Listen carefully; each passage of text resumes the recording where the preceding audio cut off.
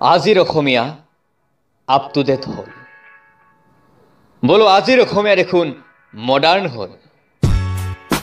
এক ৰাতিত গড় বান্ধি শতৰূপ খেদা অসমীয়াৰ সন্তান আজি আপ টু ডেট হ'ল। এতিয়া আৰু ৰূপহী গাঁৱৰ ডালিমী ভণ্টিয়ে থলৰ চাপৰত কঁকাল নাভাঙে। বছৰিকীয়া বিহুটিত ডিস্কো ভণ্টিৰ সুৰত নাচবা নাপলি এচামৰ আকৌ বিহু বিহুৱেই নালগে। আঠিয়াকলৰ খাৰেৰে কাপোৰ ধোৱা আইতাহঁতৰ হাতকেইখনো এতিয়া ৱাশ্বিং পাউডাৰ নিৰ্মাণ নহ'লে দেখোন চলবাই নোখোজে। বোলো হয় দেচোন, অমুকৰ পুতাকে এইবাৰ বিহুত চাউল খুন্দবা মেচিন আনি দিছে। আমি আৰু ঠেকুৰ ঢেকুৰকে চপা ৰাতি ঢেঁকীত চাউল খুন্দি পিঠা বনাবা পাৰোনে?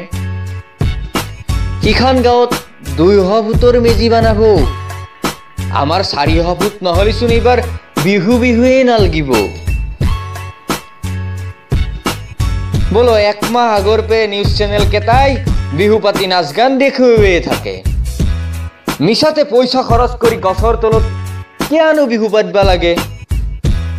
যা হওক, কঙালীটো কঁকাল ভাঙি ভাঙি নাচ গান কৰিলেও ভগালী ৰঙালী হ'লেও লাৰু পিঠা নবনাই কেক কাটি জিংগল বিংগল গালেও হেঁপাহৰ বিহুটিক পাহৰি যাবাতো নৰি।